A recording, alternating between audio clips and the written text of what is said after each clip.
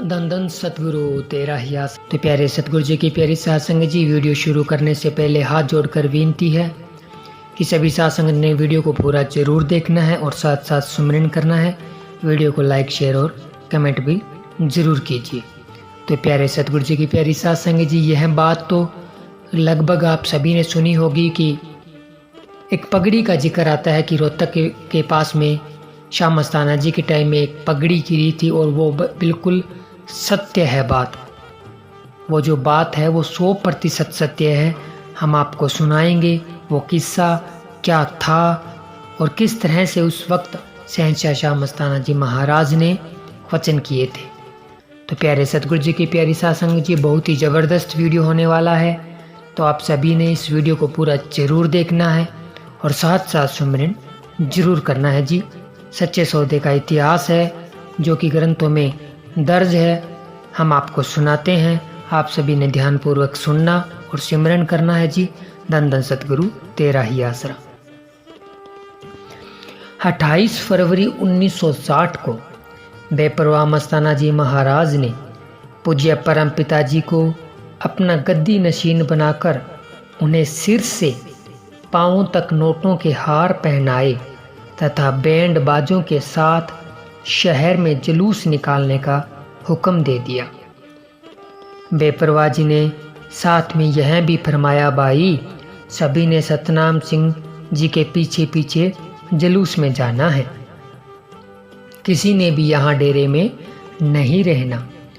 बेपरवाह जी का इलाही हुक्म था। डेरे के सभी सत ब्रह्मचारी सेवादार तथा प्रेमी जुलूस में शामिल थे, परंतु एक प्रेमी चालाकी से जुलूस में से शामिल नहीं हुआ और छुपता छुपाता डेरे में आ गया। उसी प्रेमी को डांटते हुए बेपरवाह जी ने उपरोक्त वचन फरमाए थे। 16 अप्रैल को दिल्ली जाने से पहले बेपरवाह जी ने डेरे का जो थोड़ा बहुत काम रहता था वह उसी दिन सुबह ही पूरा करवा दिया था। दरबार के अंदर 1-2 छोटे छोटे गड्ढे थे, उन्हें मिट्टी से भरवाकर बेपरवाह जी ने फरमाया, डेरे की सेवा तो पूरी हो गई है, अब एक नया दर खुलेगा। दिल्ली रवाना होने से पहले अंतर्यामी दाता बेपरवाह जी ने डेरे के सभी सत ब्रह्मचारी सेवादारों को अपने पास बुलाकर उन्हें अपना अंतिम स्नेह दिया। उन सत ब्रह्मचारी सेवादारों में 2 काफ़ी छोटी आयु 11-12 वर्ष के भी साधु बे थे। बेपरवाह जी ने उन्हें मुखातिब करते हुए फरमाया, भाई तुम्हारी कैसे गुजरेगी। कुछ देर चुप रहने के बाद फिर समय ही बोले, अच्छा भाई सबकी भक्ति मालिक के दरगाह में मंजूर है, चाहे कितने साल भी किसी ने यहाँ दरबार में रहकर सेवा की है। इसके साथ ही बेपरवाह जी ने हुक्म फरमाया, तुम्हारे में से यदि कोई घर गृहस्थी में जाना चाहे अथवा कोई कारोबार करना चाहता है उसे आज्ञा है। यदि कोई भक्ति करना चाहता है तो वो यहाँ डेरे में ही रहे। इसके बाद बेपरवाह जी ने सभी सत ब्रह्मचारी सेवादार भाइयों की अलग अलग ड्यूटियाँ लगाई।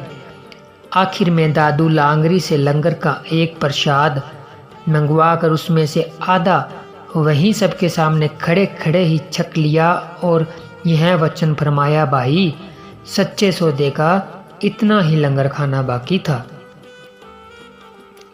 बेपरवाह जी के उपरोक्त सभी बातों से किसी को कुछ भी पता नहीं चला।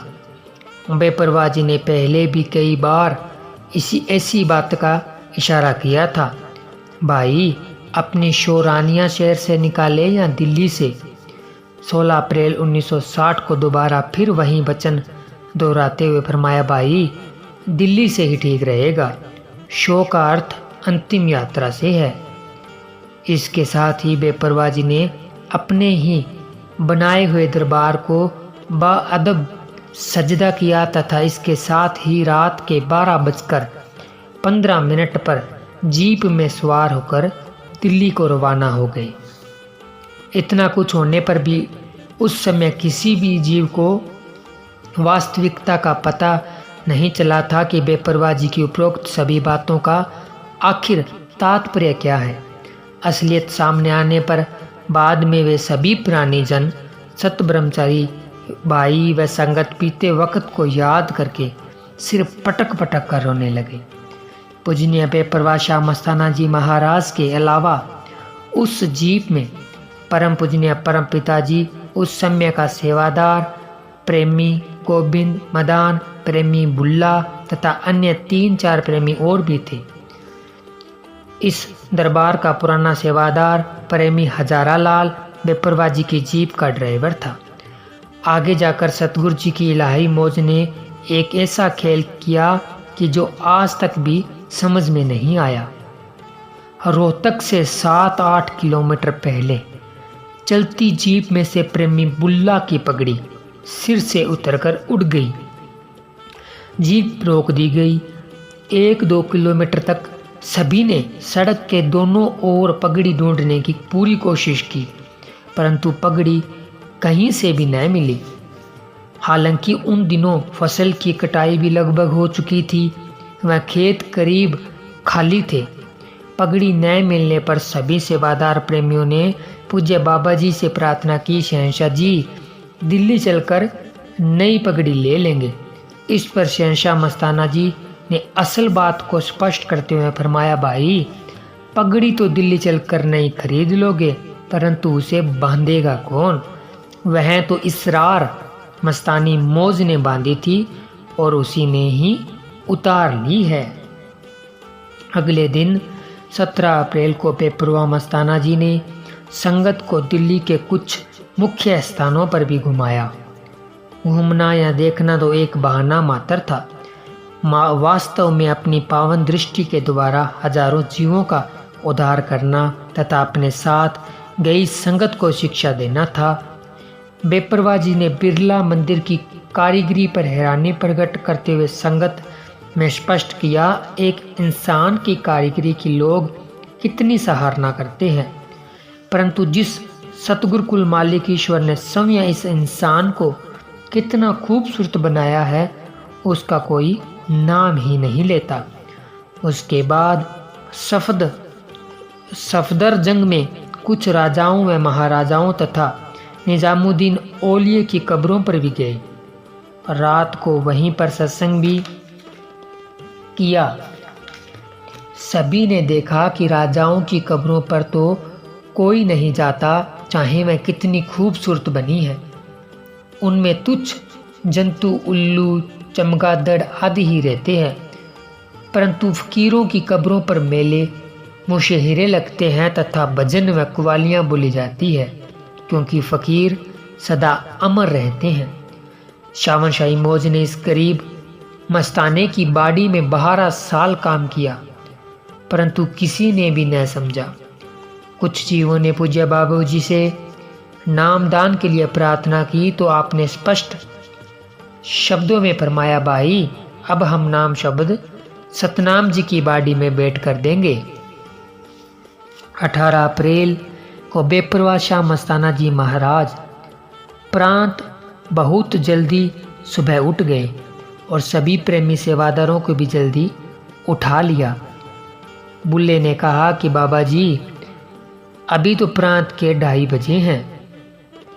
इस पर बेपरवाह जी ने उसी वक्त उसे डांट कर कहा, अरे तू क्या समझ सकता है इसरार को?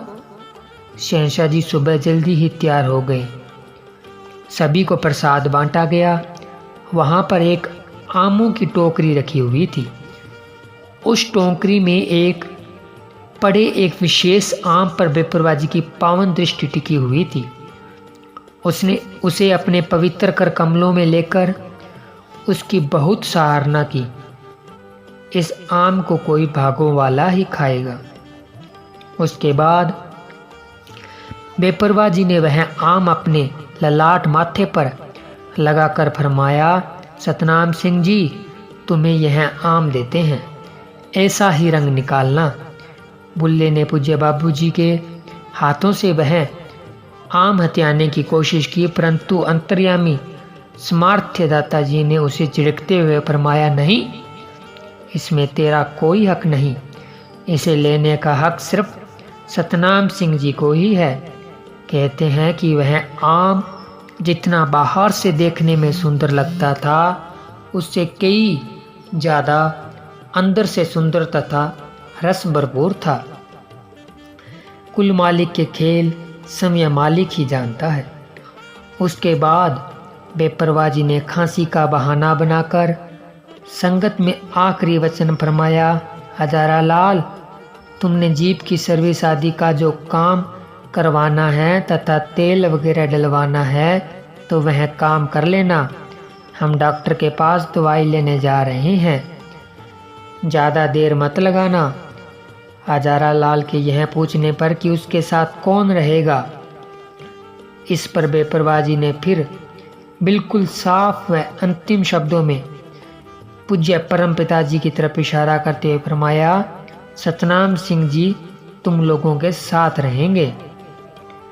बेपरवाजी वहाँ के एक प्रेमी की कार में बैठकर पहाड़गंज में एक डॉक्टर की दुकान पर चले गए। आप जी के साथ सरसा शहर का प्रेमी गोविंद मदान तथा 3-4 और प्रेमी भी थे। बेपरवाजी काफ़ी देर तक उस डॉक्टर से बातें करते रहे और इस प्रकार अपनी दया दृष्टि से उसका उद्धार किया। बेपरवाजी ने उसे पहले ही सब कुछ समझा दिया कि संत महात्मा अपनी मर्जी से अपना शरीर छोड़ते हैं। अगर कोई ऐसी बात हो गई तो तुमने घबराना नहीं, संत महात्माओं ने तो अपना काम करना होता है। इस प्रकार बेपरवाजी उससे कितनी देर तक हंसते बातें करते रहे। इतने में डॉक्टर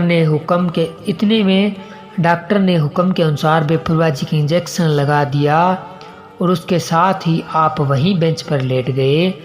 तलियों की जलन का बहाना करके धन धन सतगुरु तेरा ही आसरा का नारा लगा दिया। अर्थात 18 अप्रैल 1960 को सुबह 10:15 पर अपना पंच भौतिक शरीर छोड़कर अनामी देश में जा समाए। यह दृश्य देखकर डॉक्टर के पसीने छूट गए। वह भौचक्का रह गया कि अब क्या होगा। बाबा जी के अनुयायी उसे बर्बाद कर देंगे और उस पर कत्ल का इल्ज़ाम लगाकर उसे अदालत से सजा करवाएंगे। उसे अब कुछ भी नहीं सूझ रहा था कि वह अब क्या करे। डॉक्टर की वह हालत देखकर साथ वाले प्रेमियों ने उसे हौसला देते हुए कहा कि उसका कोई कसूर नहीं, यह तो संत महात्माओं का अपना ही खेल है। पूरी जांच कर लेने के बाद सेवादारों ने वहां से तुरंत गाड़ी निकालकर ले जाने का विचार कर लिया, क्योंकि यदि वहां पर शेष संगत को पता चल गया तो काम बहुत बिगड़ जाएगा। बेपरवाजी के पार्थिव शरीर को गाड़ी की पिछली सीट पर लेटाकर उसी गाड़ी में सीधे सरसा को चलने पड़े। आते आते उन प्रेमियों ने सर्विस स्टेशन के पास गाड़ी धीरे करके परम पिताजी को सिर्फ यही संदेश दिया कि बेपरवाजी की तबीयत अचानक खराब हो गई है, हम डेरे को चले हैं, आप जी भी जल्दी आ जाओ। बस फिर क्या था, जीप में तेल डलवाकर परम पिताजी ने हजारा लाल को जल्दी चलने का आदेश दिया। रोहतक तक भी बेपरवाजी वाली गाड़ी दिखाई न दी। रोहतक में वापसी पर उस प्रेमी के घर भी पता किया जिसके पास दिल्ली जाते हुए रुके थे कि शायद बेपरवाजी आराम करने के लिए कुछ देर यहाँ पर ठहरे हो। लेकिन वहाँ पर शहंशाह जी का कोई पता न चलने पर फिर तो गाड़ी सीधी सरसा की तरफ दौड़ा दी। यहाँ काल के बूथ के पास पहुँचने पर असल बात स्पष्ट हो गई थी। दरबार के अंदर प्रेमियों के रोने की आवाज़ें सारे वातावरण को हिला रही थी। पूज्य परम पिताजी ने प्रेमी हजारा लाल को वचन फरमाया, हजारा लाल, वही कुछ हो गया है जिसका शक था। कुल मालिक का इस सारी कहानी में बहुत भारी राज था, इसलिए तो बेपरवाजी ने अपना चोला बदलने से कुछ महीने पहले सब कुछ ही स्पष्ट कर दिया था। इस बाड़ी का हुक्म नहीं लगा कि कब छोड़ना है, शोरानिया से निकाले या दिल्ली से ही ठीक रहेगा आदि ये स्पष्ट इशारे थे, क्योंकि यह तो कुल मालिक का ही राज है। वास्तव में देखा जाए तो यदि बेपरवाजी यहाँ डेरे में रहते हुए अपना चोला बदल दे तो डेरे के 7 ब्रह्मचारी सेवादार भाइयों को संभालना मुश्किल हो जाता। वे दीवारों से सिर पटक पटक कर मर जाते। दूसरी बात, परम पिताजी को बेपरवाह जी ने जानबूझकर उस मौके पर अपने साथ नहीं लिया था, क्योंकि पूज्य परम पिताजी अपने मुर्शिद के उस अंतिम समय को सहन नहीं कर पाएंगे। इसलिए उन्हें जीप में हजारालाल के साथ सर्विस कराने के लिए भेज दिया था।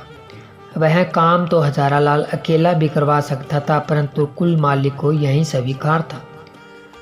18 अप्रैल सन 1960 को बेप्रवाह वाले दो जहान के चोला बदलने के बाद जो कुछ भी यहाँ दरबार में हुआ उसे यहाँ दोहराने की आवश्यकता नहीं है।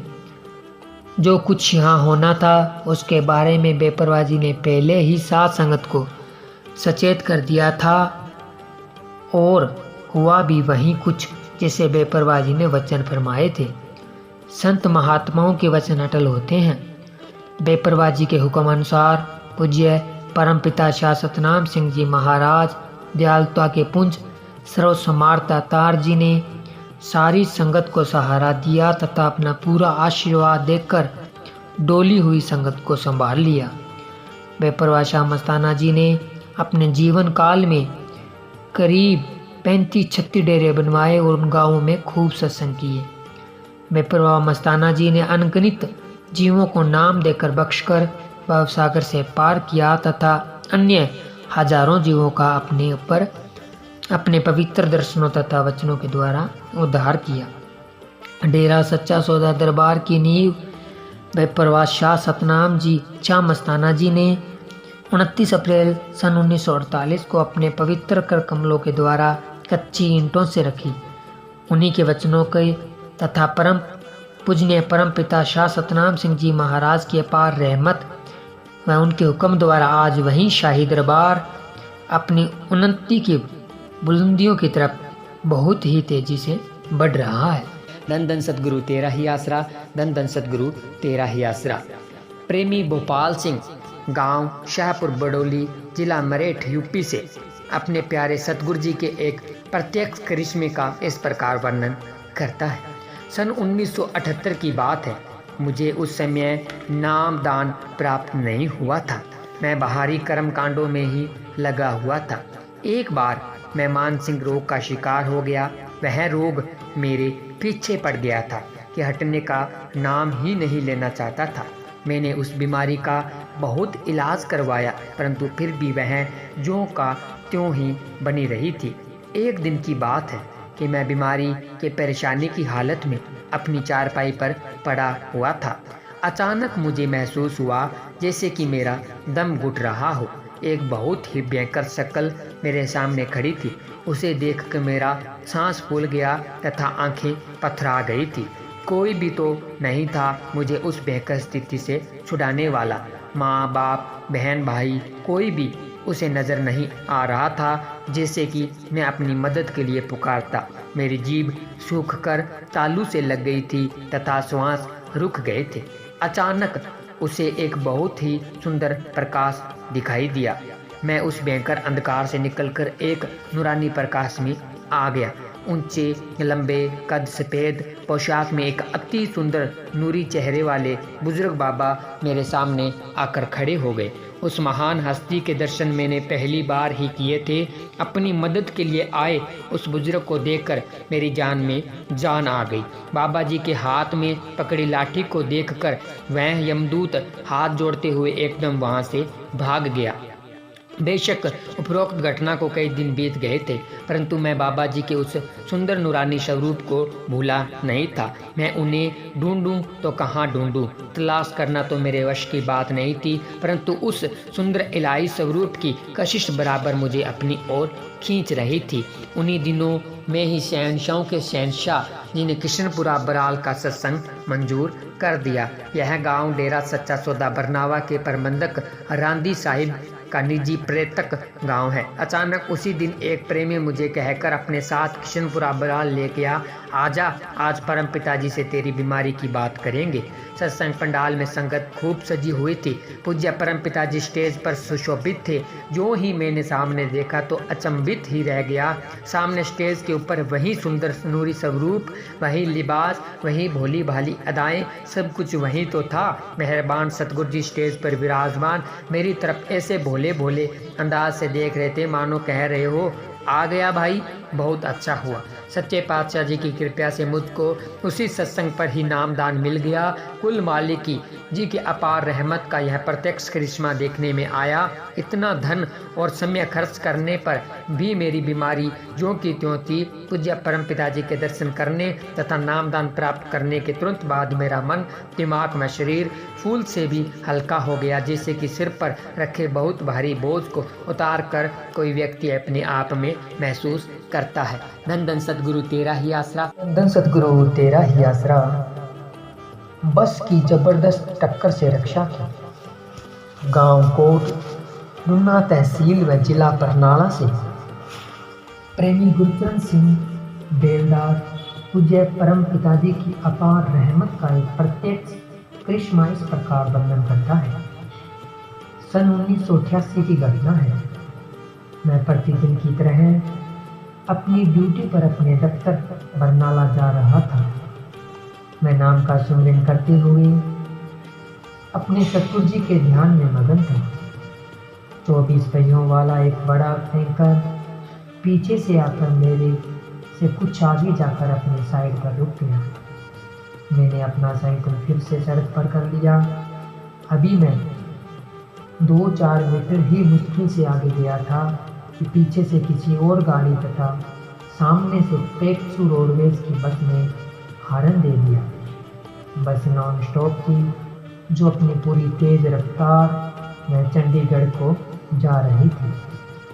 उसके पीछे एक मारुति कार भी बहुत तेज गति से अपनी पूरी तेज रफ्तार पर चंडीगढ़ की ओर जा रही थी। उसके पीछे एक मारुति कार भी बहुत तेज गति से बस के आगे निकलने की कोशिश में थी। कोई विशेष दिन होने के कारण धनौला कस्बा में काफ़ी चहल पहल थी तथा उस सड़क पर काफ़ी भीड़ थी। मैं उन 3-4 गाड़ियों में बुरी तरह से गिर चुका था। मुझे इतना समय ही नहीं मिल पाया था कि मैं अपनी साइकिल नीचे उतार सकी। बस उसी तेज रफ्तार से सीधी मेरे साइकिल से टकरा गई। इससे मैं साइकिल सहित बस के आगे सड़क पर जा गिरा। मैंने कुल मालिक को याद करते हुए धन धन सतगुरु तेरा ही आसरा नारा ऊंची आवाज में बोला और इसके साथ ही मेरी आंखें बंद हो गई। उसके बाद बाहर क्या हुआ मुझे कुछ भी नहीं मालूम, क्योंकि मेरा ध्यान अंतर्मुख पूज्य परम पिताजी के पवित्र चरण कमलों में जुड़ गया था। मैंने प्रत्येक रूप में अपने परम पूजनीय सतगुरु जी के नूरी दर्शन किए। परम पिताजी उस बस को अपनी लंबी लाठी के साथ रोके हुए थे। यह दृश्य बस ड्राइवर ने भी खुद अपनी आंखों से देखा। पीछे से आ रहे टैंकर को रोककर फौजी तथा बस का ड्राइवर शोर मचाते हुए कहते आ रहे थे कि साइकिल वाले उस आदमी को बस के नीचे से निकालो और उसे पानी पिलाओ। बेशक उनकी आवाज़ें मुझको साफ सुनाई दे रही थी, परंतु मैं अपनी आंखें बंद किए सच्चे पातशाह जी के दर्शन कर रहा था। मेहरबान शहंशाह जी अपनी सोटी बस के बम्पर पर लगाए हुए मुस्कुराते हुए यह वचन फरमा रहे थे, बेटा घबराना। बेशक मैं बस के नीचे पड़ा हुआ था, परंतु साइकिल का हैंडल तब भी मेरे हाथों में था। जो ही फौजी ड्राइवर ने मेरा हाथ हैंडल से छुड़ाकर मुझे बस के नीचे उठाया तो वह अलौकिक दृश्य उसी वक्त मेरी आंखों से ओझल हो गया। इसके साथ ही मैंने रोना शुरू कर दिया। फौजी ड्राइवर अपने पास से पानी लाकर मुझे पिलाया तथा मेरा हाल चाल पूछा। फिर परम पिताजी ने समय मेरी रक्षा की थी, फिर भला मुझे चोट क्यों लगनी थी। उन दोनों ड्राइवरों ने मुझे खुद बस के नीचे से उठाया। वो इस बात से हैरान थे कि उसके साइकिल को तो अवश्य कुछ नुकसान पहुंचा है, परंतु इस भाई की एक खरोंच तक भी नहीं आई। बस का ड्राइवर बार बार मुझसे पूछ रहा था कि अति सुंदर स्वरूप वाले बाबा जी कौन थे। ड्राइवर ने भी वही सभी के सामने अपनी जुबान से साफ शब्दों में बताया कि उसने समय अपनी खुली आंखों से सफ़ेद वस्त्रों में उस बुजुर्ग बाबा जी को देखा। उनके हाथ में एक भारी गार्डर था जो उन्होंने तेज रफ्तार से आ रही बस के आगे लगाकर बस को एकदम वहीं रोक दिया। अगर बस थोड़ा सा भी आगे बढ़ जाती तो यह भाई अपनी साइकिल सहित बस के पहिए के नीचे आकर कुचला गया होता। ड्राइवर हैरान था कि वे बुजुर्ग इतनी जल्दी कहाँ गए, वह इतना भारी गार्डर कहाँ से लाए थे और एक पल में ही उसे उठाकर कहाँ ले गए। बस से गार्डर के टकराने की आवाज़ मैंने अपने कानों से सुनी थी तथा गार्डर की टक्कर से टेढ़े हुए बस के बम्पर को भी अपनी आंखों से देखा था। परम दयालु दातार जी ने उस फौजी के अंतर हृदय से बैठकर मेरी हर संभव मदद की। इस प्रकार जब उस फौजी को इस बात का यकीन हो गया कि वह अब बिल्कुल स्वस्थ है, उसके बाद ही वह अपने अगले सफ़र के लिए रवाना हुआ। मुझे तो यह यकीन हो गया था कि तुझे परम पिताजी ने स्वयं ही मेरी मदद की है, इसलिए मैं कुल मालिक पूज्य परमपिता शाह सतनाम सिंह जी महाराज का तहे दिल से अंतिम धन्यवाद करता हूँ कि जिन्होंने मेरी रक्षा करके मुझे मौत के मुंह से सुरक्षित निकाल लिया है। जब मैं माहवारी सत्संग पर आया तो उपरोक्त घटना को पुष्टि करते हुए शहंशाह जी सत्संग में अपने पवित्र मुखारबिन से तब यह फरमा रहे थे, मालिक सदा जीव के अंग संग रहता है और उसकी रखवाली करता है। इस पर मैं कुछ बताना चाहता था, परंतु सेवादारों ने मुझे आगे जाने से रोक दिया। यह देखकर दरवाजे ने फरमाया, आ जाने दो भाई, यह तो वही साइकिल वाला प्रेमी है जिसका बस के साथ एक्सीडेंट हुआ था। इसके साथ ही शहंशाह जी ने मुझे अपने पास बुला लिया तथा अपनी अपार रहमत का भरपूर आशीर्वाद प्रदान किया। धन सतगुरु तेरा ही आसरा। धन सतगुरु तेरा ही आसरा। प्रेमी करतार सिंह कल्याण नगर सरसा से कुल मालिक पूज्य परम पिताजी की अपार रहमत का एक प्रत्यक्ष करिश्मा इस प्रकार बयान करता है। सन 1976 की बात है। उन दिनों मैं अपने परिवार समेत गांव नेजा डेला कलां जिला सिरसा में रहा करता था। एक दिन शाम के समय मेरे पड़ोस की दो लड़कियां जीतो व प्रीतो मेरी छोटी लड़की गुड्डी को साथ लेकर काली चिकनी मिट्टी लाने के लिए तालाब के पास बने एक गड्ढे पर गई। मैं अभी कुछ देर पहले ही दरबार का माहवारी सत्संग सुनकर घर पहुंचा था। वह बच्ची भी मेरे साथ थी। तीनों बच्चियां गड्ढे में से खोदकर मिट्टी को तसलों से भर रही थी। जिस गड्ढे से वो मिट्टी खोद रही थी वह काफ़ी गहरा तथा लंबा था। अभी उन्होंने 2 ही तसले भरे थे कि मिट्टी का काफ़ी बड़ा भारी तोंदा उन पर आ गिरा और वे तीनों उस अत्यंत वजनी मिट्टी के नीचे दब गई। बच्चियों की एक चीख निकली। उनकी उस दर्दनाक चीख से वहाँ का सारा वातावरण ही कांप उठा। वहीं पास ही कुछ लोग अपना काम कर रहे थे जो तुरंत घटनास्थल पर पहुंच गए। गांव में शोर मच गया कि लड़कियां मिट्टी में दब गई हैं। लोगों ने उसी समय उन बच्चियों पर गिरे उस तोंदे की मिट्टी को खोदकर हटाना शुरू कर दिया तथा इस प्रकार सावधानी से मिट्टी हटाकर उनमें से 2 बच्चियों को बाहर निकाल लिया। मैं अपनी बच्ची को न देखकर ऊंची ऊंची रो रहा था। वास्तव में मेरी बच्ची उन दोनों से कहीं छोटी थी और जब उन पर मिट्टी गिरी थी तो वह बच्ची गड्ढे में अंदर की तरफ कुछ आगे बैठी थी, इसलिए वह ज़्यादा मिट्टी के नीचे दब गई थी। मैं ऊंची ऊंची पुकार कर रहा था कि मेरी गुड़िया को भी जल्दी बाहर निकालो, वह कहाँ बच्ची होगी, मेहरबान पिताजी मेरी गुड़िया को बचा लो। मैं अपनी बच्ची को न देखकर पागलों की तरह रो रो कर शोर मचा रहा था। गांव के लोग पूरी सावधानी के साथ गड्ढे में पड़ी मिट्टी को निकाल रहे थे। अचानक उन्होंने मिट्टी को हिलाते देखा। इस पर उन्होंने फावड़े व कस्सी रख दिए तथा मिट्टी को हाथों से हटाना शुरू कर दिया और जल्दी ही मेरी बच्ची को भी मिट्टी के नीचे से बाहर निकाल लिया।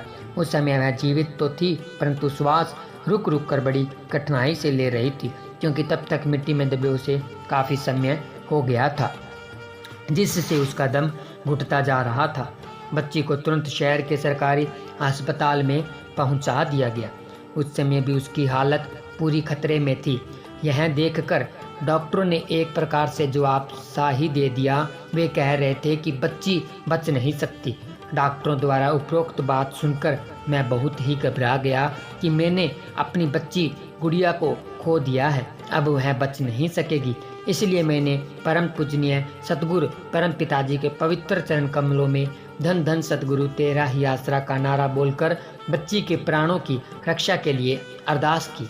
सच्चे पातशाह जी का अंदर से इशारा मिलने पर मैंने डॉक्टर साहिब को एक इंजेक्शन लगा देने के लिए प्रार्थना करते हुए कहा कि आप बच्ची को एक टीका लगा दे। मुझे अपने परम प्यारे सतगुरु पर पूर्ण भरोसा है कि मेरी गुड़िया को कुछ नहीं होगा।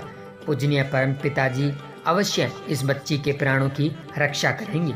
मैं अपने सतगुरु जी के प्रति दृढ़ विश्वास को देखते हुए डॉक्टरों ने बच्ची को एक टीका लगा दिया। उस इंजेक्शन से बच्ची की श्वास क्रिया कुछ ठीक हो गई और वह आराम से सो गई।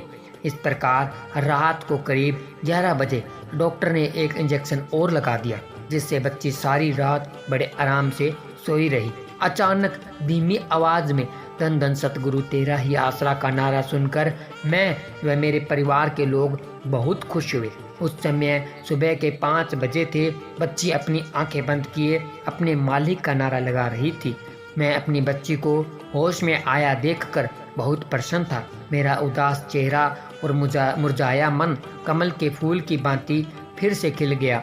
मैंने खुश होते हुए वहीं अस्पताल के अंदर ही ऊंची आवाज में धन धन सतगुरु तेरा ही आसरा का नारा लगाकर अपने सतगुरु पूज्य परम पिताजी का धन्यवाद किया। मेरी गुड़िया पूरे होश में थी। यह शुभ सूचना मैंने उसी वक्त डॉक्टर तक पहुंचा दी। अपने मरीज को स्वस्थ देखकर डॉक्टर भी बहुत खुश था। अपनी कोशिश की सफलता पर डॉक्टर ने भी कुल मालिक पूज्य परम पिताजी का लाख लाख धन्यवाद किया। संबंधित डॉक्टर ने स्पष्ट शब्दों में मुझसे कहा कि सचमुच ही बच्ची के बचने की कोई आशा नहीं थी। यह सब परम पूजनीय परम पिताजी की अपार कृपा तथा तेरे दृढ़ विश्वास के कारण ही संभव हुआ है। सुनने व देखने वाले अन्य लोगों ने भी मुझे मुबारकबाद देते हुए यही कहा कि शहंशाहों के शहंशाह महान पर उपकारी दातार जी की दया मेहर से ही बच्ची की जान बची है। यह बात बिल्कुल स्पष्ट है जो बच्ची के स्वस्थ होने पर हमें बताया कि जो ही मिट्टी का भारी तोंदा उसके ऊपर आकर गिरा तो उससे बहुत ही तेज व सुंदर प्रकाश दिखाई दिया। उस प्रकाश के पीछे मैंने परम पिताजी को खड़े देखा। परम पिताजी ने उसी वक्त मुझे अपनी गोद में उठा लिया। इस प्रकार परम पिताजी ने आप मेरी रक्षा की तथा मुझे मरने से बचा लिया है। मालिक तो सर्वसमर्थ तथा सर्वव्यापी है। वह हाजिर नाजिर तथा अंग संग है। जब भी कोई प्रेमी अपने सतगुरु को सच्चे हृदय से व दृढ़ विश्वास से दृढ़ निश्चय से पुकारता है तो कुल मालिक सतगुरु जी उसकी अवश्य सहायता करते हैं। वास्तव में यह सब कुछ साधक प्रेमी के अटल विश्वास तथा सतगुरु जी की अपार दया मेहर पर निर्भर है, जैसे कि उपरोक्त प्रमाण में से स्पष्ट है। हालांकि डॉक्टर लोगों ने स्पष्ट कर दिया था कि बच्ची बच नहीं सकती, परंतु पूज्य परम पिताजी ने प्रेमी के दृढ़ निश्चय को देखकर उसे अंदर से एहसास करवा दिया था कि वह घबराए नहीं और डॉक्टर को कोई इंजेक्शन लगाने के लिए कहे। बच्ची को कुछ नहीं होगा। सचमुच सतगुरु जी का करिश्मा हुआ। सच्चे पातशाह जी ने अपनी अपार कृपा से बच्ची के प्राणों की रक्षा कर उसे मौत के मुंह से निकाल दिया। धन धन सतगुरु तेरा ही आसरा, धन धन सतगुरु तेरा ही आसरा। तो प्यारे सतगुरु जी की प्यारी साध संगत जी, आप सभी ने सुना कि किस तरह से शहंशाह जी ने रहमत कर कर एक बच्ची को बचाया। तो इसी प्रकार जब हम रूहानियत के मार्ग पर आगे बढ़ते हैं तो कदम कदम पर सतगुरु जी अपना ख्याल रखते हैं, देखभाल करते हैं। तो आप सबको ये रूहानी वीडियो कैसा लगा कमेंट कर कर ज़रूर बताएं। जो भी हमारे बहन भाई नए हैं अभी तक हमारे यूट्यूब चैनल को सब्सक्राइब नहीं किया, चैनल को सब्सक्राइब करें, वीडियो को लाइक करें, शेयर करें और ज़्यादा से ज़्यादा लाइक शेयर ज़रूर किया करें ताकि वीडियो वायरल हो और ज़्यादा से ज़्यादा साथ संगत तक पहुँचे। तो आप सबके लिए एक और ऐसी रूहानियत से भरी वीडियो लेकर आएंगे। तब तक के लिए धन्यवाद। धन धन सतगुरु तेरा ही आसरा, धन धन सतगुरु तेरा ही आसरा, धन धन सतगुरु तेरा ही आसरा। बीबी सीता देवी, नई मंडी गड़साना, जिला श्री गंगानगर से कुल मालिक परिपूर्ण सतगुरु जी की अपार बख्शिश का इस प्रकार बयान करती है। ईश्वर की कृपा से मुझे अगस्त 1992 में पूज्य हजूर पिताजी से नाम की दात प्राप्त हुई और उसी दिन से ही मैं सतगुरु जी के हुक्म अनुसार नाम सुमरन में जुट गई, अर्थात अपना अधिकतर समय प्रभु की भक्ति यानी सुमरन अभ्यास में लगाने लगी। इस प्रकार 1 महीने के निरंतर अभ्यास से मुझे एकाग्रता नसीब होने लग गई तथा सुमरन में मुझे बहुत आनंद प्राप्त होने लगा। 1 महीने के उस थोड़े से समय में ही मेरा अभ्यास इतना पक्का हो गया कि काम धंधा करते हुए भी मेरा ध्यान सतगुरु जी के चरणों में जुड़ा रहता और अंदर से नाम शब्द का अलौकिक रस मुझे मिलता रहता। इस प्रकार धीरे धीरे निरंतर अभ्यास से सतगुरु जी के नूरी स्वरूप के मुझे दर्शन होने लग गए, जिससे मेरा विश्वास और भी दृढ़ हो गया। मुझे सुमरन अभ्यास के दौरान शुरू में तो कुछ कठिनाई पेश आई, जैसे काफ़ी समय तक लगातार सुमरन में बैठे रहने से नज़र तो कुछ नहीं आता, हाथ पैर में शरीर सुन्न हो जाता, कभी कभी बैठे बैठे नींद भी आने लगती और कभी कभी मन भी मुझे पता नहीं कहाँ कहाँ भटकाता रहता। परंतु जो मैंने अपना ज़्यादा से ज़्यादा समय सुमरन में लगाना शुरू किया, त्यों मेरी रुचि बढ़ती गई। इस प्रकार मुझे मालिक की कृपा से अंदर से खुशी प्राप्त होने लगी। सतगुरु पूज्य पिताजी की कृपा से अब तो मेरा अभ्यास इतना पक चुका है कि मालिक के ध्यान में बैठते ही मुझे कुल मालिक के तेज प्रकाश तथा उसके साथ ही अपने सतगुरु पूज्य हजूर पिताजी के नूरी स्वरूप के दर्शन होने लगते हैं। सतगुरु जी के इस इलाही तेजस्वी स्वरूप में इतना सुंदर प्रकाश है कि न तो उसकी बाहर कोई मिसाल है तथा न ही उस पुर नूर अलौकिक प्रकाश की किसी बाहरी वस्तु से तुलना की जा सकती है। सतगुरु प्यारा भी अपने जीवों से कुछ छिपा कर नहीं रखता। उस अवस्था में साधक जीव जो भी सवाल अपने सतगुरु परिपूर्ण दाता से पूछता है, उन सब का उसे उसी समय ही सही उत्तर प्राप्त होता है। परिपूर्ण सतगुरु अपने दोनों स्वरूपों में अपने ऐसे अभ्यासी जीव की हर तरह से पूरी तसल्ली करवा देता है तथा उसके मन में जरा मात्र भी भ्रम नहीं रहने देता। जैसे पूज्य पिताजी ने मेरे पर अपनी कृपा करके उच्च रूहानी मंडलों का सारा भेद मेरे सामने प्रकट कर दिखाया, उसी प्रकार अगर हर प्रेमी जीव पर ऐसी ही मालिक की कृपा हो जाए और सबको अपने सतगुरु जी के अंदर से दर्शन होने लग जाए तो उन्हें भी सतगुरु जी की महानता का पता चल जाए कि सतगुरु पूज्य हजूर महाराज जी किस प्रकार अपने रूहानी बल के द्वारा अपने जीवों की हर समय संभाल करते हैं। इसलिए मैं अपने सतगुरु पूज्य पिताजी का धन्यवाद करती हुई साथ संगत से प्रार्थना करती हूँ कि अगर प्यारे प्रीतम सतगुरु के अंदर से दर्शन करने हैं तो मालिक सच्चे बादशाह जी का आसरा लेते हुए प्रेम, श्रद्धा व विश्वास के साथ निरंतर सुमरन अभ्यास में जुट जाएं। जैसे कि पूज्य परम पिताजी एक शब्द में भी फरमाते हैं, प्रीतम तेथों कोई दूर नहीं पर प्रीत लगानी औखी है। सारी दुनिया प्रीत लगा दिए पर तोड़ चढ़ानी औखी है। प्रीतम नाल प्रीतां ला करके फिर हिजर दी धूनी धा करके इस मन दी खाक बना करके तन पसम रमाणी औखी है। पहले दाना मिट्टी विच रुलदा है फिर जाके वधदा फुलदा है, एक रूप हो जांदा गुलदा है, पर हस्ती मिटाणी औखी है। शम्मस ने राज ए दस्याए, मोया लड़का उठ के हसियाए, दीदार महबूब दा सौखाए, पर खल लुहाणी औखी है। सारे प्रेमी बण बण बहिंदे ने, दिन रात हरी हरी कहंदे ने, मंसूर दे वाडू सूली ते जिंदड़ी लटकाणी औखी है।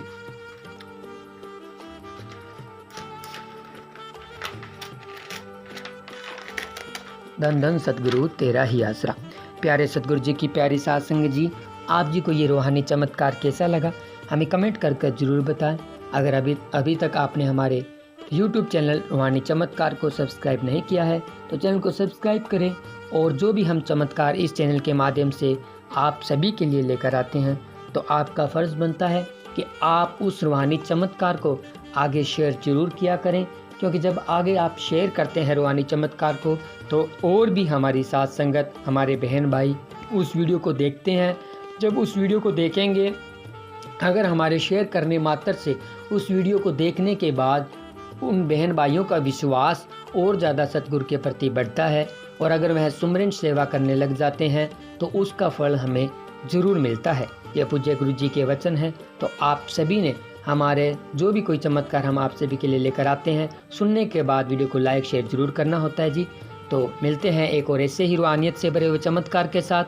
तब तक के लिए धन्यवाद। धन धन सतगुरु तेरा ही आसरा। धन धन सतगुरु तेरा ही आसरा। प्रेमी मुख्तियार सिंह, गांव दियोना, जिला बठिंडा से मालिक की रहमत का एक करिश्मा इस प्रकार बयान करता है। सन 1988 की बात है। उस समय हम दोनों को ही नामदान मिला हुआ था। परिवार के अन्य सभी सदस्य बिना नाम के थे। उन दिनों हमारे घर केवल 3 लड़कियां थीं, लड़का नहीं था। इस बात को लेकर मेरे परिवार के दूसरे सदस्य अक्सर ताना देते, भाई ये तो सच्चा सौदा जाते हैं। फिर सच्चा सौदा वाला बाबा इन्हें एक लड़का क्यों नहीं दे देता। उनका इशारा सीधा पूज्य परम पिताजी की तरफ होता। कुछ अन्य लोग भी मुझे ऐसी ही बातें कहते रहते, जिन्हें सुनकर मुझे दुख पहुंचता। एक दिन मैं अपनी पत्नी के साथ दरबार में आ गया। शाम का समय था और परम पिताजी बड़े हाल की छाया में तेरावास के पास विराजमान थे। उस दिन संगत कुछ कम ही थी, इसलिए उन्हें स्टेज के नज़दीक ही जगह मिल गई। जब मैं हाथ जोड़कर नारा लगाकर बैठने लगा तो घट घट के जाननहार परम पिताजी ने वचन फरमाया, भाई कहाँ से आए हो। मैंने अपने गांव का नाम बताते हुए प्रार्थना की, सच्चे पातशाह जी हम दियोन गांव जिला बठिंडा से आए हैं। पूज्य शहनशाह जी ने फिर पूछा, भाई क्या काम करते हो। इस पर मैंने बताया, पिताजी मैं थर्मल प्लांट में नौकरी करता हूँ। परम पिताजी ने तीसरी बार फिर पूछा, भाई किस काम आए हो। इस पर मैंने असल उद्देश्य को छुपाते हुए निवेदन किया, पिताजी हम आप जी के दर्शन करने आए हैं। सर्व सामर्थ्य सतगुरु दातार जी ने चौथी बार फिर प्रश्न किया, भाई तेरे साथ और कौन कौन है। मैंने स्वाभाविक ही कह दिया, जी मेरे साथ मेरी बीबी है। यह सुनकर मेहरबान साईं पर उपकारी दातार जी जोर से हंस पड़े। परम दयालु दो जहानों के मालिक ने साथ संगत को खुशी प्रदान करने के लिए महा सिंह की तरफ इशारा करते हुए फरमाया, भाई महा सिंह देख, भोला घरवाली अपनी पत्नी को बीबी कहता है। इस प्रकार मेहरबान शहनशाह जी ने अपनी संगत को इस बहाने अत्यंत खुशी प्रदान की। सर्व सामर्थ्य कुल मालिक जी के पवित्र मुखारबिंद के वचन है। जीव दुनिया के जलते बलते भट्ट में से बड़ी मुश्किल से यहाँ पहुँचता है। लगभग हर जीव ही दुखी होता है, कोई किसी गम से और कोई किसी फिक्र चिंता से। हम साथ संगत को किसी न किसी बहाने हंसाने की कोशिश करते हैं ताकि वह अपना गम कम से कम कुछ समय लिए तो भूल जाएं और जितना समय वह यहाँ रहे सुख और शांति का अनुभव कर सकें। घट घट के अंतर की जानत, भले बुरे की पीर पछानत। घट घट और पट पट के जाननहार, महान पर उपकारी। परम पिताजी ने फरमाया, बेटा आए तो किसी खास काम के लिए हो, अब बताते नहीं।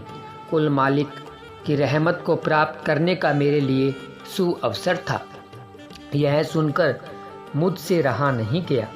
अर्थात या यूं कह लो कि जब सतगुरु कुल मालिक जिस जीव पर मेहरबान होता है तो उसे स्वयं ही बुलाकर अपनी रहमत प्रदान करता है।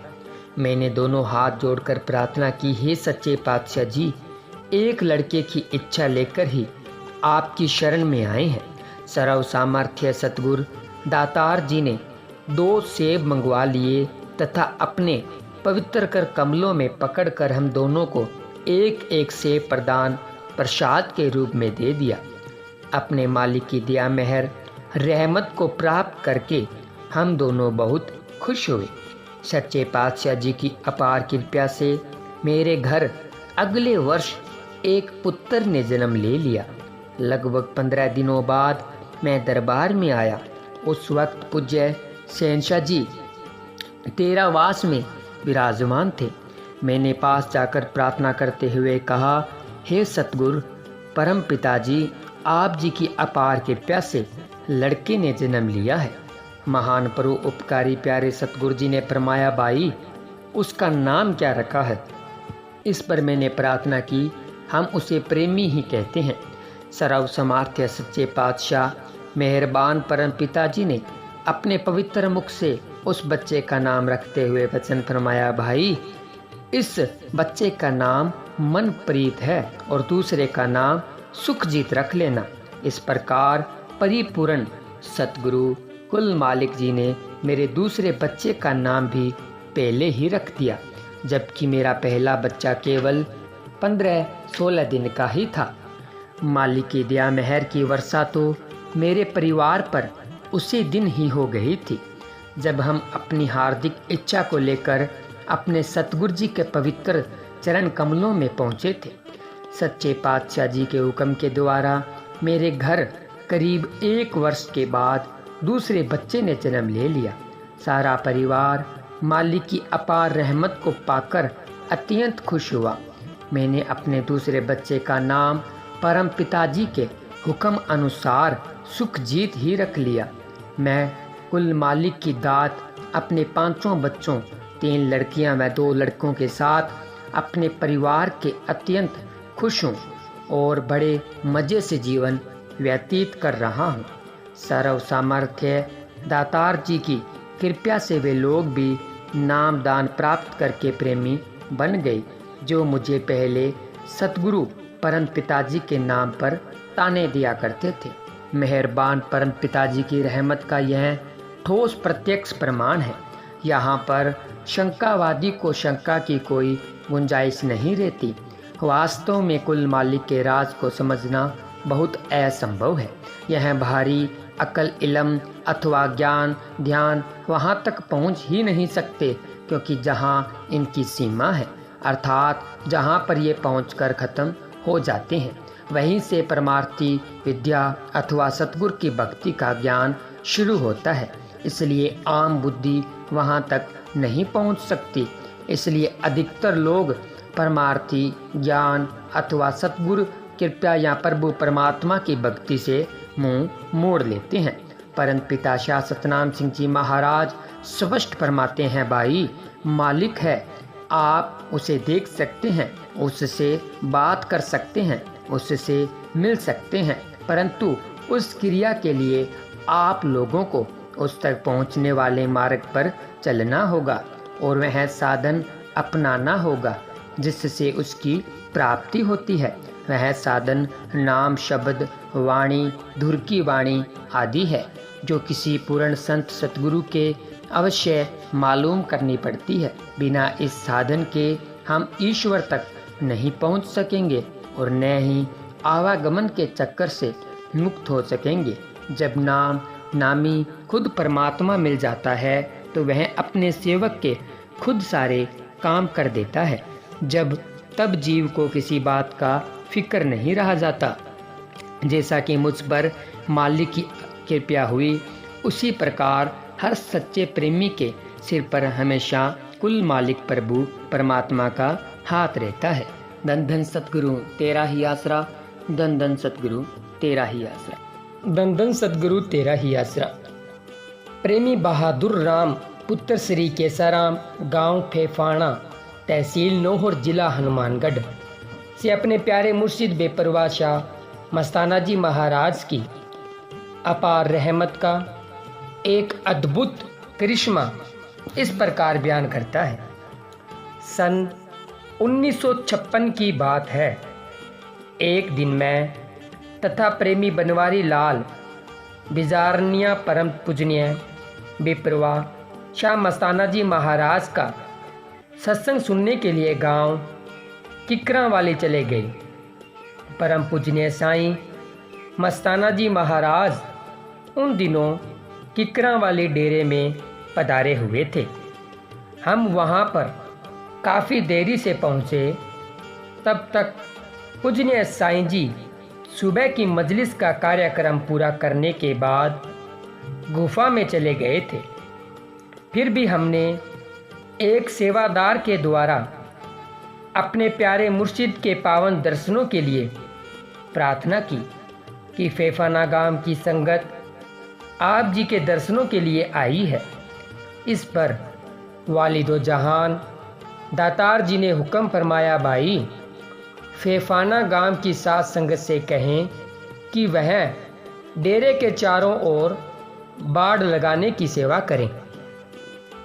यहाँ पर यह स्पष्ट करने योग्य है कि पूजनीय साईं बेपरवाह जी ने पंजाब, हरियाणा, राजस्थान आदि राज्यों में कई डेरे बनवाए हैं।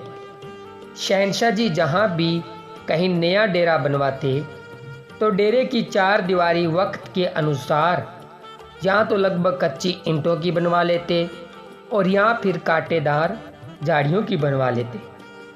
किकरा वाले दरबार की चार दीवारी भी उन दिनों कांटेदार झाड़ियों से बनवाई जा रही थी।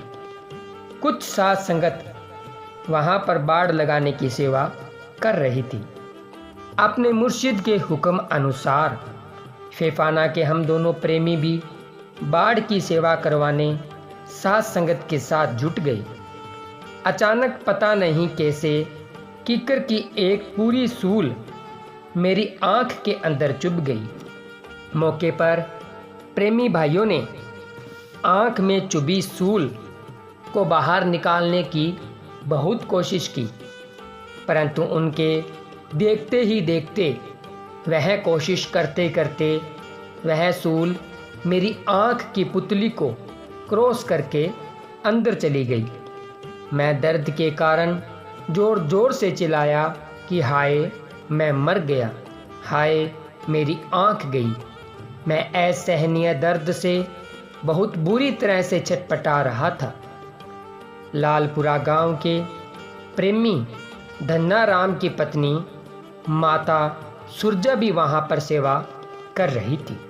उसे चुभा कांटा निकालने का बहुत अच्छा तजुर्बा था। उसने भी बहुत कोशिश की परंतु सूल नहीं निकली, क्योंकि सूल तो आंख की पुतली को फाड़कर काफ़ी गहराई तक जा चुकी थी। मैं दर्द के कारण बराबर चिल्ला रहा था, हाय बाबा मैं तो मर गया, मेरी आंख गई। मालिक खुद उसे सहारा देवे तो देवे, वरना किसी आदमी के वश की बात नहीं थी।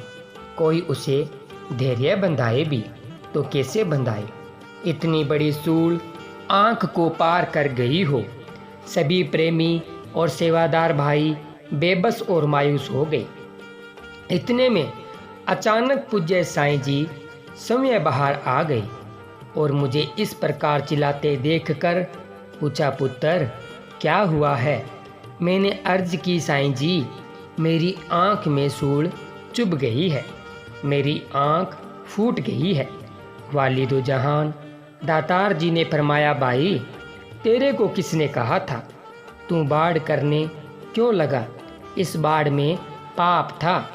उसके बाद दयालु शहंशाह जी ने एक सेवादार को हुक्म फरमाया, भाई इसकी आंख में फला दवा डाल दे। इसके साथ ही मुझे लेटे रहने का हुक्म फरमाया। लगभग 8-10 मिनट के बाद मेहरबान दाताजी फिर मेरे पास आ गए और पूछा, पुत्र बहादुर अब कैसे हैं। मैं बोला, साईं जी आँख फूट गई है, दर्द बहुत हो रहा है, सहन नहीं हो रहा। इस पर सर्व सामर्थ वाली दो जहान दातार जी ने हुक्म फरमाया, पुत्र उठकर खड़ा हो जा और अपने नाक को एक तरफ से बंद करके जोर से छींक मार।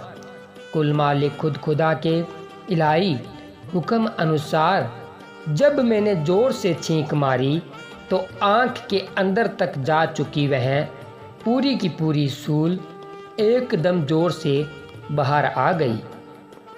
सूली बाहर निकलते ही मुझे अत्यंत चैन का अनुभव हुआ। इस पर खुद खुदा दातार जी ने पवित्र मुख से फरमाया, पुत्र बहादुर आज का दिन तेरे लिए सूली का था, परंतु सतगुरु ने तेरा सूली का वह कष्ट सूल के बहाने भुगतवा दिया है। यह बात याद रखने वाली है। सच्चा सतगुरु सर्व समार्थ खुद कुल मालिक है। वह अपने जीव को मुश्किल की कोई घड़ी देखने ही नहीं देता। अगर ऐसा कोई कष्ट उस पर कभी आ भी जाता है तो कुल मालिक मेहरबान सतगुरु उस कष्ट को अपनी रहमत से इस प्रकार भुगतवा देता है कि प्रेमी को उस कष्ट का एहसास तक भी नहीं होने देता। मालिक सतगुरु समय ही करण करावन हार है। वह अपने सेवक प्रेमी के सूली के कष्ट को सूल बना देता है। सतगुरु अपने जीव के बाहरी से बाहरी कर्म को भी अपनी रहमत से सरल कर देता है और उसे यह भी पता नहीं चलने देता कि ऐसा कौन सा भयानक कर्म था और कैसे टल गया। जैसे कि उपरोक्त कहानी से स्पष्ट है कि पूज्य बेपरवाह शाह मस्ताना जी ने मेरे सूली के कष्ट को सूल में बदलकर कुछ ही पलों में भुगतवा दिया और मुझे ज़्यादा समय तक तड़पना भी नहीं पड़ा। सचमुच सतगुरु ही बेअंत और अति मेहरबान है। धन्य धन्य कहने के योग्य है तो केवल अपना सतगुरु कुल मालिक ही है। धन धन सतगुरु तेरा ही आसरा, धन धन सतगुरु तेरा ही आसरा। प्यारे सतगुरु जी की प्यारी साध संगत जी, आप सभी ने सुना रूहानियत से भरा हुआ चमत्कार। तो आप सभी ने देखा भी जब मालिक के ऊपर हमें विश्वास हो जाता है तो किस तरह से सतगुरु हमारे सूली जैसे कर्म को सूल में बदल देते हैं। तो आपको ये रूहानी चमत्कार कैसा लगा हमें कमेंट करके ज़रूर बताएं। चमत्कार अच्छा लगा तो वीडियो को लाइक शेयर ज़रूर करें। कमेंट में पवित्र नारा और अपना सुझाव जरूर दीजिए। धन धन सतगुरु तेरा ही आसरा, धन धन सतगुरु तेरा ही आसरा, धन धन सतगुरु तेरा ही आसरा। प्रेमी भोला सिंह, गांव कोट शमीर, जिला बठिंडा से कुल मालिक की अपार रहमत की एक आप बीती घटना इस प्रकार उल्लेख करता है। एक कत्ल के केस में मुझे 20 साल की कैद हो गई थी और मैं बठिंडा की जेल में अपनी सज़ा भुगत रहा था। सन 1972 में मैं एक बार 10-15 दिन की छुट्टी पर अपने गांव आया हुआ था। उन्हीं दिनों में गुलाबगढ़ गांव का सत्संग भी था। मैंने उस समय नाम नहीं लिया हुआ था। मैं अपनी माता तथा गांव के सत्संगी प्रेमियों को साथ लेकर हजूर परम पिताजी की हजूरी में पेश हुआ तथा परम पिताजी से अपनी दास्तान बयान की। कुल मालिक दयालु सतगुरु जी ने वचन फरमाया, भाई तू नाम ले ले, अपने आप ही सब कुछ ठीक हो जाएगा। मुझे उसी सत्संग पर ही नामदान प्राप्त हो गया तथा उसके बाद छुट्टी पूरी होने पर मैं वापस जेल में चला गया। उन दिनों हजूर महाराज परम पिताजी अक्सर गाँव में व शहरों में सत्संग किया करते थे। मेरे गांव वालों ने भी अपने गांव में सत्संग करवाने का विचार किया। मैं इसी उद्देश्य से मेरी माता तथा गांव के कुछ और जिम्मेवार सत्संगी प्रेमियों ने हजूर परम पिताजी से प्रार्थना की, जिस पर कुल मालिक अंतर्यामी दाता जी ने वचन फरमाया, भाई सत्संग तो भोला सिंह के वापस आने पर ही करेंगे।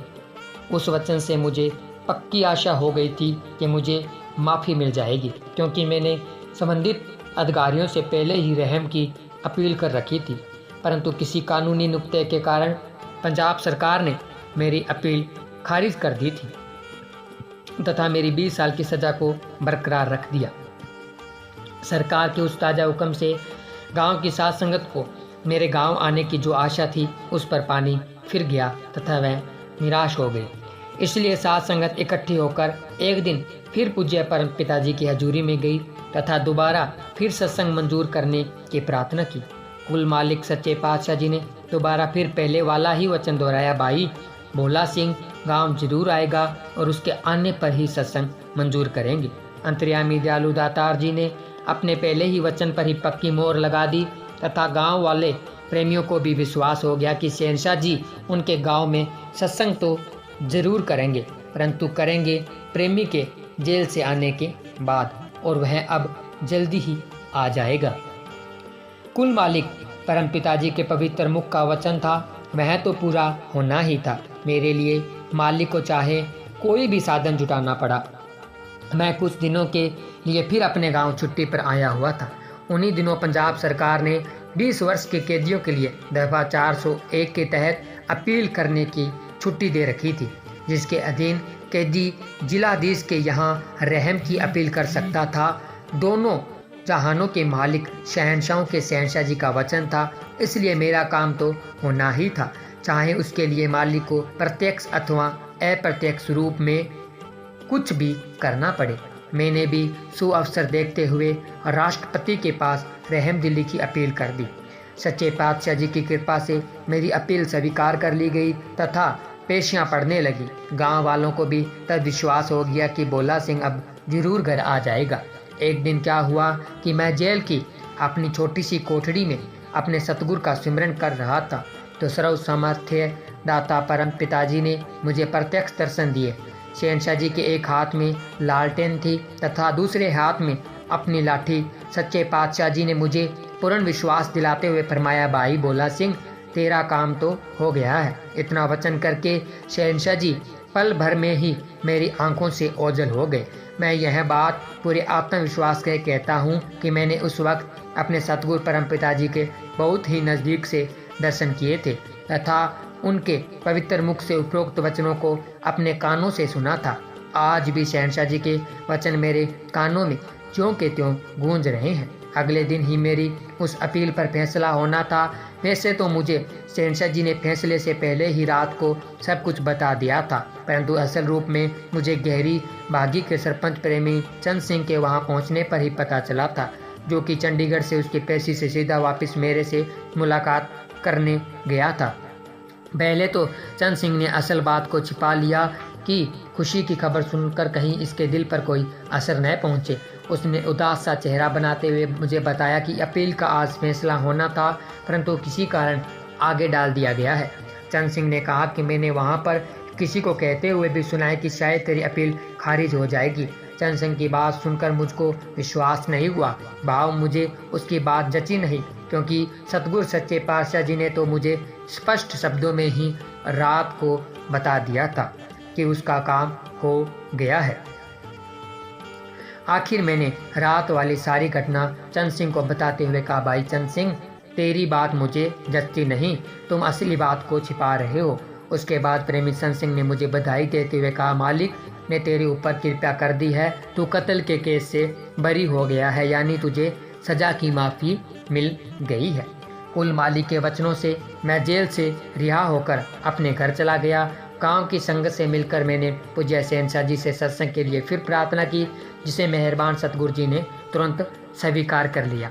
परम पिताजी ने मेरे गांव कोट शमीर में बड़ी धूमधाम से सत्संग किया तथा सैकड़ों जीवों को नामदान प्रदान करके सचखंड का अधिकारी बनाया। उपरोक्त सब कुछ मालिक के वचनों से ही संभव हुआ।